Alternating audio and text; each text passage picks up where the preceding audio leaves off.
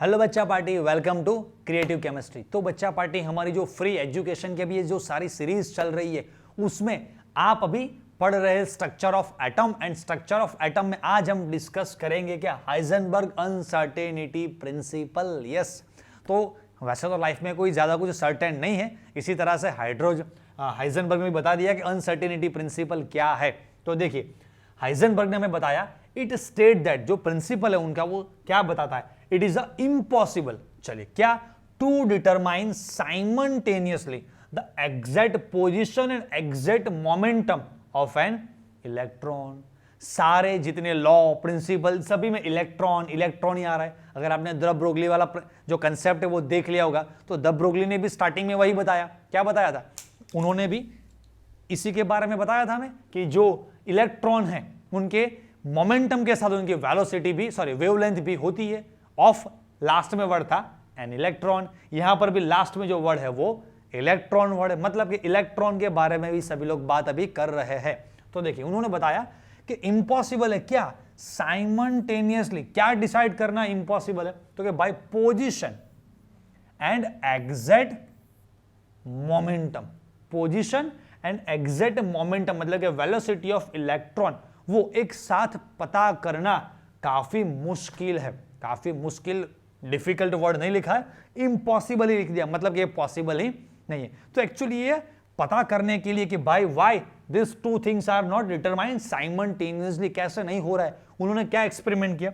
तो चलिए experimental setup देखते हैं। मैं पहले समझाता हूं कि कोई एक रोटेशन पाथ है जहां पर इलेक्ट्रॉन घूम रहा है, ओरिजिनल पाथ इसका ये है, एंड यहां से वो आगे इस पाथ पर घूमता होना चाहिए।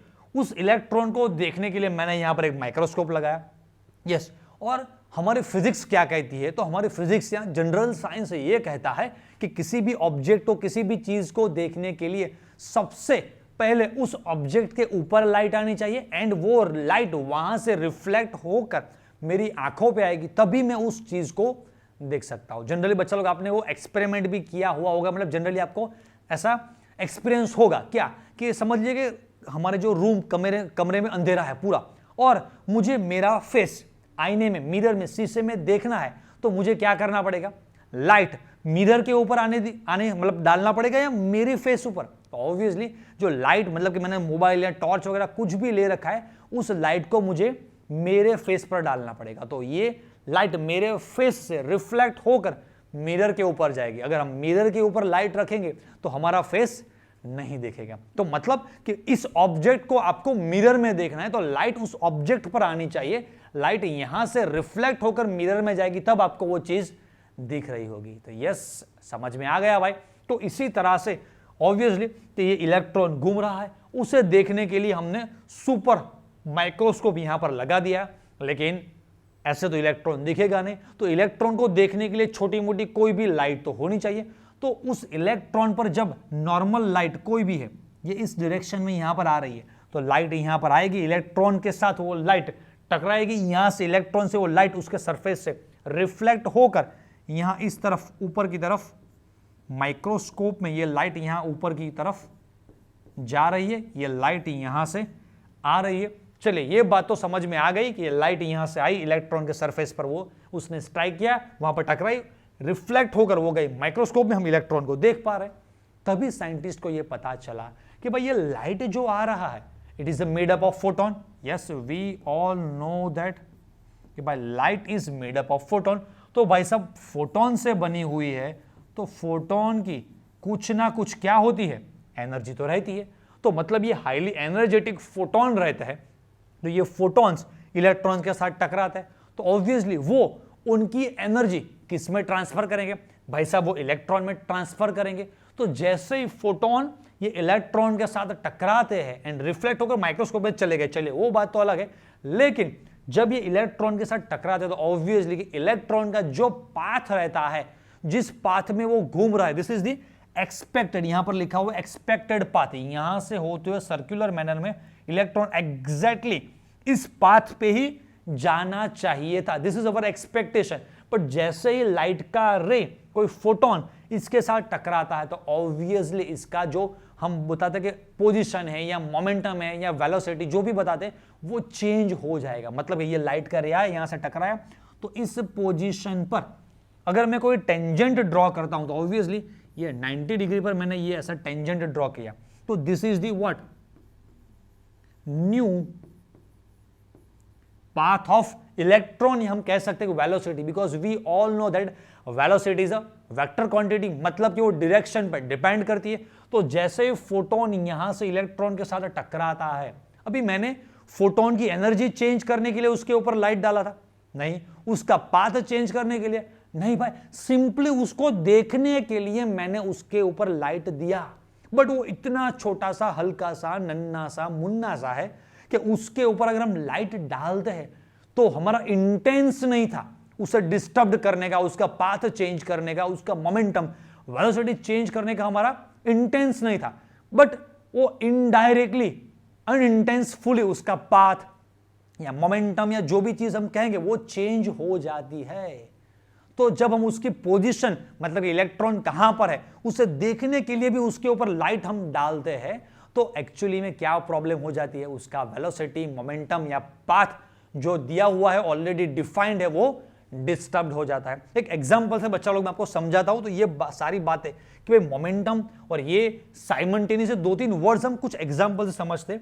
देखिए मैंने ये फिर से वही जो स्टेटमेंट दिया रिपीट किया, मैंने आपको यहां पर पिक्चर दिखा हुई हमारे ये जो शेर खान है ना बाइक लेकर जा रहे हैं, तो समझ लीजिए कि आप है शेर खान, मतलब कहीं भी आप रास्ते पर बाइक लेकर जा रहे हैं, मैं जा रहा हूं, चलिए बाइक लेकर ऐसा जा रहा हूं, तुरंत मेरे रास्ते में मेरे पॉकेट में जो फोन है मेरा फोन की रिंग बजती है। मैं अभी समझे टेम्पररी ट्रैफिक रूल्स को फॉलो नहीं करता हूं, ऐसे आपको फॉलो करने चाहिए, बट एग्जाम्पल के लिए मैं ले रहा हूं जनरली जो लोग करते हैं। ऐसे चालू बाइक है, फोन उठाया ऐसे रखा, हाँ बोल भाई हाँ बोल, तो पूछेंगे भाई कहाँ हो, तो ऐसे वो जा रहा है, साइड में देखा यहाँ कोई बड़ा सा बिग बाजार है या कोई शॉपिंग कॉम्प्लेक्स या कोई थिएटर है या पेट्रोल पंप है जो फेमस कोई लोकेशन लैंडमार्क है, उसने बताया कि हाँ बस मैं उस सिनेमा के पास हो रहा हूँ। तो जब वो वर्ड्स उसके मुंह से निकल रहे हैं कि मैं भाई पीवीआर सिनेमा के सामने से पास हो रहा हूं, बिग बाजार के सामने से पास हो रहा हूं या इस पेट्रोल पंप के सामने से पास हो रहा हूं, जब वो सेंटेंस कंप्लीट हुआ, उस बंदे के पास वो सेंटेंस गया, उसने समझा, तब तक तो उसकी पोजीशन चेंज हो गई होगी भाई। जो पीवीआर या पेट्रोल पंप है उसके बाजू वाला जो नेक्स्ट लैंडमार्क है वहां पर वो पहुंच गया होगा। मतलब कि भाई आप उसकी पोजीशन पता करना चाहते हैं, लेकिन वो एग्जैक्ट पोजीशन हम पता नहीं कर पाएंगे क्योंकि राइट नाउ ही और सी इज इन मोशन। उसका जो इस ऑब्जेक्ट है वो बाइक या कार जिसे भी जा रहे वो मोशन में। हाँ ऐसी चीज हो सकती है कि जैसे ही मेरा फोन बजा, मैंने बाइक या कार को साइड किया, फोन उठाया, फिर मुझे पूछा कि आप कहां पर हो, तो मैंने देखा अच्छा हाँ अभी उस पीवीआर सिनेमा के बस सामने वाले रास्ते पर ही मैं खड़ा हूं, उस कॉर्नर पे मैं खड़ा हूं। तो उस वक्त आप एग्जैक्ट लोकेशन पता कर सकते हैं। फिर उन्होंने पूछा कि अच्छा आपकी जो बाइक कार है उसकी वेलोसिटी क्या है। अरे हम वेलोसिटी को 0 करेंगे तभी हम एग्जैक्ट पोजीशन बता पाएंगे।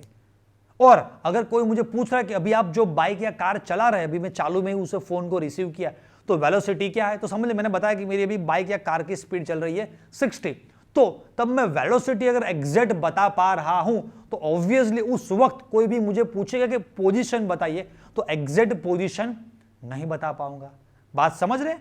दोनों में से कोई एक ही चीज एक साथ हो सकती है, एक साथ नहीं हो सकती, कोई एक ही चीज हो सकती है। यहां आप उसको एग्जैक्ट लोकेशन बता सकते हैं या आपकी एग्जैक्ट स्पीड वेलोसिटी मोमेंटम बता सकते हैं। दोनों चीजें एक साथ हो नहीं सकती है। तो बस वही चीज इलेक्ट्रॉन के लिए भी एप्लीकेबल है। चलिए थोड़ा और डिटेल करते हैं। देखिए क्या पूछा था, क्या बताया, if the position of electron is known, मतलब कि हमें अगर पोजीशन पता है with high degree of accuracy, delta x is very small, delta मतलब चेंज एंड एक्स मतलब कि यहां पर जो या पोजीशन, तो पोजीशन को अगर हम एक्स से रिप्रेजेंट करते हैं तो डेल्टा एक्स स्मॉल है, मतलब माइनर सा ही डिफरेंस रहेगा। बाकी यहां पर लिखा है high degree of accuracy, if position of electron is known with high degree of accuracy से मुझे पता है, then velocity will be uncertain, जो delta V change in velocity रहेगा वो लार्ज रहेगा। ये स्मॉल है तो ये लार्ज बनेगा, मतलब कि एग्जैक्ट पोजीशन पता कर ली तो वेलोसिटी एग्जैक्ट नहीं बता पाएंगे। एंड अगर हमने velocity exact delta V small exactly पता कर लिया तो हम जो पोजीशन है उसमें अनसर्टेनिटी बहुत ज्यादा रहेगी, राइट। तो यही जो मैंने अभी आपको बताया कि यहां से लाइट का रे आ रहा है, इलेक्ट्रॉन के साथ टकरा रहा है, वो तो रिफ्लेक्ट होकर माइक्रोस्कोप में चला गया, हमने इलेक्ट्रॉन को देख भी लिया, लेकिन ये इलेक्ट्रॉन का अब न्यू पाथ ऑफ इलेक्ट्रॉन होने वाला है, मतलब कि हमने इलेक्ट्रॉन को डिस्टर्ब कर दिया। मैं फिर से रिपीट करता हूं, मेरा इंटेंस नहीं था इलेक्ट्रॉन को डिस्टर्ब करने का। हम तो क्या करना चाहते थे, हम तो सिंपली भाई इलेक्ट्रॉन को देख रहे थे, लेकिन देखने देखने में ही प्यार हो गया कि ये वही बात हुई। देखिए क्या लिखा है, to observe an electron it is illuminated with light और electromagnetic radiation. Okay, the light used must have wavelength smaller than dimension of electron. मतलब कि इलेक्ट्रॉन जिस स्पीड से वहां पर घूम रहा है, आप उस इलेक्ट्रॉन को देखने के लिए जो भी लाइट यूज कर रहे उसकी वेवलेंथ बहुत ही कम छोटी होनी चाहिए। लिखा है used must have a wavelength smaller than dimension of electron. The high momentum photon, अगर आपने फोटोन जो लिया है उसका मोमेंटम बहुत ही ज्यादा है, मास तो है ऑब्वियस, वेलोसिटी बहुत ज्यादा है, P is equal to H upon lambda would change energy of electron। अभी यहां पर बात हुई क्या, लाइट स्मॉलर वेवलेंथ की। अगर ये वेवलेंथ आपकी स्मॉल है तो ऑब्वियसली आपका ये मोमेंटम बहुत ही ज्यादा रहेगा। तो दोनों में से कोई भी बात समझिए, smaller wavelength and higher momentum वाला अगर आपने फोटोन लिया है तो वो क्या करेगा, उस बेचारे इलेक्ट्रॉन की एनर्जी, वेलोसिटी या मोमेंटम या डायरेक्शन या पोजीशन, वो सारी चीजें वो डिस्टर्ब कर देगा। फिर से रिपीट करता हूं, हमारा इंटेंस नहीं था। तो चलिए उस इंटेंस को समझाने के लिए मैं एक एग्जांपल ले रहा हूं। बच्चा लोग, मैंने आपको यहां पर एक ग्लास दिखाया, ग्लास का टॉप व्यू है, ग्लास में पानी भरा हुआ है और उसके अंदर छोटी छोटी छोटी छोटी छोटी ये वो चींटियां यहां पर है, राइट। अभी मुझे लगा कि यार मेरे अंदर भी जीव दया होनी चाहिए, तो मैंने सोचा कि अच्छा यार ये सारी बेचारी ये चींटियां डूब जाएगी, मर जाएगी, तो चलिए इसको निकाल लेता हूं। तो मेरा इंटेंस क्या है, साफ अच्छा सा मेरा इंटेंस है उसको निकालने का। अभी जैसे मैंने इस चींटे को यहां से उठाकर ऐसे पकड़ के बाहर रखा, मैंने देखा तो मर गई, अंदर जिंदा थी। तो अरे यार मैंने तो बहुत बड़ा पाप कर दिया, मैंने इसको मार दिया, मेरा इंटेंस नहीं था। लेकिन ये हमारा जो भी इंसान, हमारा जो हाथ रहता है उसका कोई पर्टिकुलर अमाउंट में प्रेशर रहता है। जैसे मैंने हाथ ऐसे बंद किया तो इसका कुछ प्रेशर का कुछ ना कुछ PSI तो रहता है। तो मैंने उसको बचाने के लिए, मारने के लिए नहीं, मेरा इंटेंस अच्छा था, मैंने उसे बचाने के लिए उसे ऐसे चींटी को पकड़ा था। जैसे ही पकड़ा और उसके क्या ये सारे लंग्स, ये हार्ट, ये किडनी, जो भी मैंने ऐसे पकड़ा, कुछ ना कुछ बेचारे का ये हाथ टूट गया होगा, पैर टूट जाएगा, कुछ ना कुछ फुर्जे सारे अलग हो जाएंगे जैसे मैंने उसको ऐसे पकड़ा। तो मेरा इंटेंस नहीं था। चलिए इस चीज को कुछ एक और एग्जांपल से समझते हैं।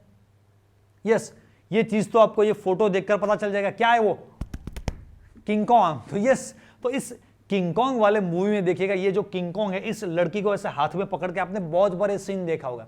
तो समझ लीजिए कि किंग कॉन्ग इस लड़की को बचाने के लिए या कहीं से उठाने के लिए, एक जगह से दूसरी जगह ले जाने के लिए सिर्फ सिंपली उसको पकड़ता है।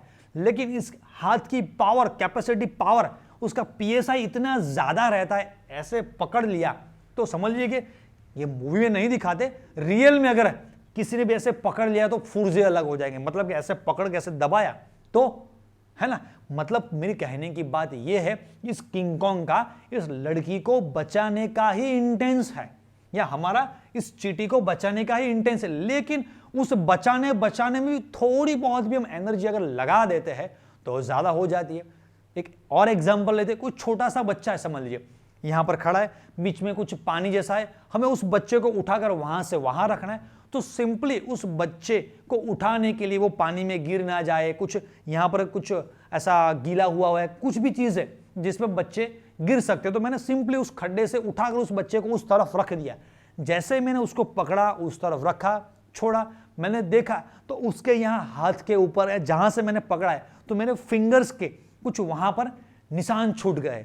मतलब कि जैसे मैंने उसको पकड़ा तो मेरा हाथ का इतना तो प्रेशर रहता है, उसका मास भी है, तो मैंने जैसे उठाकर रखा तो रेड कलर वाला ऐसे फिंगर्स वहां पर हो जाते हैं, राइट। तो हमारा इंटेंस ऐसा नहीं था कि हम उस बच्चे को ऐसा कुछ करना चाहते थे, चींटी को मारना चाहते थे, या किंग कॉन्ग का ऐसा इंटेंस भी नहीं होता कि इस लड़के को पकड़ के ऐसे दबा दे, लेकिन इनडायरेक्टली और अनइंटेंसफुल ऐसा हो जाता है। उसी तरह से इलेक्ट्रॉन के डायरेक्शन, मोमेंटम या वेलोसिटी या पाथ कुछ चेंज करने का हमारा इंटेंस नहीं हुआ, तो इंटेंस सिर्फ उसे देखने का था। एक और एग्जांपल समझते, छोटा सा बच्चा, समझ लीजिए अभी तो बच्चा वो पैदा ही हुआ है, 5, 10, 15 दिन हुए, फैमिली वाले सभी इकट्ठा हो गए, अच्छा चलो लड़का पैदा हुआ, लड़की पैदा हुई, देखने के लिए हम ऐसे जाते हैं। समझ लीजिए कि कमरे में अंधेरा है, तो जैसे देखने के लिए हमने लाइट शुरू किया, हमारा इंटेंस क्या है, बस उस बच्चे को हमें देखना है कि कैसा लग रहा है, मम्मी जैसा है या पप्पा जैसा है, राइट। एक जोक सुना देता हूं, कुछ लोग ऐसे बच्चे को देखने गए, जैसे ही बच्चे को देखने गए तो देखा अच्छा मम्मी जैसा है, नहीं नहीं पापा जैसा है। जो रिश्तेदार आए थे उन्होंने बताया कि अच्छा दिखने में उसके पापा जैसा है, तो तुरंत मम्मी ने बताया नहीं नहीं वो भी 2-3 दिन से भी जुकाम हो गया, वरना तो मेरे जैसा ही लगता था। अच्छा, जुकाम में शक्ल चेंज हो जाती है। तो मेरा कहने का मतलब है जैसे छोटे बच्चे को जब भी देखने जाते सब लोग, तो उसे देखने के लिए कैसा गोरा है, मम्मी जैसा है, पापा जैसा है, नाक कैसी है, वो सारी चीजें सिर्फ उसको अच्छी तरह से क्यूट ऐसा बच्चा, उसे देखने के लिए लाइट हम शुरू कर दे। लेकिन उस बच्चे की उस वक्त जो आईज रहती है, उसकी कैपेसिटी, जो लाइट आ रही है उसके ऊपर, उसके देख नहीं पा रहा है। ऐसा छोटा बच्चा आप देखिए ऐसा ऐसा करता है, क्यों? हमने उसे परेशान करने के लिए उसके ऊपर वो लाइट नहीं डाला था, हमने तो उसे सिर्फ देखने के लिए उस लाइट हमने शुरू किया था। लेकिन उस बच्चे की, बेचारे की कैपेसिटी इतनी कम रहती है कि वो, उसकी आंखें बस इतनी लाइट में भी वो खोल नहीं पा रहा, ऐसा ऐसा लाइट आंखें ऐसे ऐसे वो करता रहता, राइट। आपने ये देखी होगी। तो जब जब ऐसे एग्जांपल्स आप देखें तब आप इस चीज को उसके साथ कंपेयर कीजिएगा, राइट। तो मैंने आपको ये वर्ड बताया कि भाई ये अनइंटेंसफुली कैसे ये चीज हो गई, देखिए उससे कंसेप्ट निकल के आ गया। तो फिर उन्होंने मैथमेटिकली ये बता दिया, क्या बताया? मैथमेटिकली ये बताया, this equation is given by him, delta x into delta p, मतलब कि चेंज एक्स मतलब क्या है? Change in position, uncertainty in position, जो पोजिशन है उसमें थोड़ी बहुत जो भी अनसर्टेनिटी है, into uncertainty in momentum greater than equal to h upon 4 pi. चलिए थोड़ा इसको मैं ज्यादा डिटेल में अगर लिखूंगा तो delta x into what is the p, p मतलब मोमेंटम, तो मैं ऐसे भी लिख सकता हूं m into delta v greater than equal to h upon 4 pi, right. आप सोचेंगे m को डेल्टा क्यों नहीं लगाया, तो बच्चा लोग यहां पर वेलोसिटी, मोमेंटम, पोजीशन चेंज होगी, जो मास है वो मास तो कभी चेंज नहीं होगा, राइट, उसमें अनसर्टेनिटी नहीं है, तो मैंने m ऐसे रखा हुआ है। चलिए, तो मैं अगर m को सामने ले जा रहा हूं तो delta x into delta v, uncertainty in velocity greater than equal to क्या हो जाएगा, h अपॉन 4 पाई m। तो इस फॉर्मूला से बच्चा लोग अच्छे अच्छे न्यूमेरिकल्स, छोटे मोटे क्वेश्चन सॉल्व कर पाएंगे। काफी सिंपल से क्वेश्चन रहते हैं। क्वेश्चन में अनसर्टेनिटी इन x मतलब पोजीशन दिया रहता है, वेलोसिटी, मास, तो 1 2 3 ये 3 जो भी पैरामीटर्स उसमें से 2 आपको दिए होंगे, किसी एक को आपको फाइंड करना है, राइट। चलिए अभी आगे बढ़ते हैं। तो इस फॉर्मूला बेस देखिए, significance of Heisenberg uncertainty principle हमें क्या मिला, देखिए, तो it rules out existence of definite path, अच्छा, ऑर्बिट और trajectory of electron and other similar particles proposed by Bohr. थोड़ा शांति से वर्ड टू वर्ड समझते तो समझ में आ जाएगा। देखिए, इट रूल्स आउट मतलब उन्होंने कैंसल, उसको अवॉइड कर दिया, उसके ऊपर रेड लाइन बना दिया, क्या कि जो हमने माना था, क्या माना था, existence of definite path proposed by Bohr. Bohr ने यह बताया था कि जो इलेक्ट्रॉन जिस पाथ पर घूम रहा है उसे ऑर्बिट नेम दिया गया था एंड वो ऑलवेज डिफाइनाइट रहता है। फिर लिखा है ट्रेजेक्टरीज ऑफ इलेक्ट्रॉन, मतलब जो एग्जैक्ट डिफाइनाइट पाथ रहता है कि इसी पाथ पर, इसी ऑर्बिट में ऑलवेज इलेक्ट्रॉन रहता है। तो उस चीज को इस चीज ने, मतलब कि जब भी किसी भी इलेक्ट्रॉन, अरे हम देखना चाहे माइक्रोस्कोप लगाए या ना लगाए, ऑब्वियसली कोई भी ऑब्जेक्ट है तो उसके ऊपर लाइट तो आता ही रहेगा। जैसे ही लाइट उसके सरफेस पर आती है तो ऑब्वियसली इलेक्ट्रॉन की पोजीशन, वेलोसिटी, मोमेंटम सारी चीजें चेंज हो रही होगी, तो ऑब्वियसली वो डिफाइनाइट नहीं रहेगा। उसके बाद इट इज सिग्निफिकेंट ओनली क्या, for motion of microscopic object and is negligible for that of the macroscopic object. तो ये सारी चीजें जो अभी हमने फॉर्मूला लगाई, वो फॉर्मूला पर्टिकुलरली किसके ऊपर एप्लीकेबल है? माइक्रोस्कोपिक, मतलब जैसे दी ब्रोगली ने बताया था उसी तरह से, चाहे वो इलेक्ट्रॉन, प्रोटॉन, न्यूट्रॉन जैसे माइक्रोस्कोपिक जो ऑब्जेक्ट पार्टिकल्स रहते उसके ऊपर ये सारी चीजें एप्लीकेबल है। तो बच्चा लोग जैसे ये बात हुई कि भाई डिफाइनाइट पाथ वाला कंसेप्ट अभी पच नहीं रहा है, कुछ नया, तो इसके बाद तुरंत जो टॉपिक आने वाला है, जो रिसर्च होने वाला है, वो ऑर्बिट के साथ क्या आने वाला है? वर्ड ऑर्बिटल, मतलब एक प्रोबेबिलिटी वर्ड बच्चा लोग यहां पर जुड़ जाएगा। The probability of finding electron. Ready? आपको ऑर्बिटल का डेफिनेशन पता होगा, हम आगे डिस्कस करेंगे। द एरिया और region where probability of finding electron is maximum, ऐसी कोई जगह, ऐसा एरिया कि जहां पर इलेक्ट्रॉन के होने के चांसेस सबसे ज्यादा है चांसेस, एग्जैक्ट नहीं हो सकते। राइट? चलिए, तो अभी देखते हैं कुछ इस पर्टिकुलर एग्जांपल से कि जो हमारा फॉर्मूला है, उस फॉर्मूला में मैंने मास जो मेरा है, मैं कलर चेंज कर लेता हूं, यस, ये जो मास है वहां पर मैंने लिया कोई ऑब्जेक्ट जिसका मास है 10⁻⁻⁶ kg, मतलब मिलीग्राम में। तो h मतलब प्लैंक कांस्टेंट 6.626 10⁻⁻34, 4 पाई का वैल्यू मैंने पुट किया एंड मास मैंने रखा 10⁻⁻⁶। तो ये देखिए अनसर्टेनिटी की वैल्यू आ रही है 10⁻28।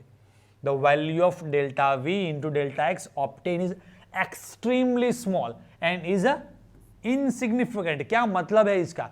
10⁻28 0.0000000, 4 5 6 जीरो के बाद तो हम आगे देखते नहीं, उसको जीरो ही कंसीडर करते।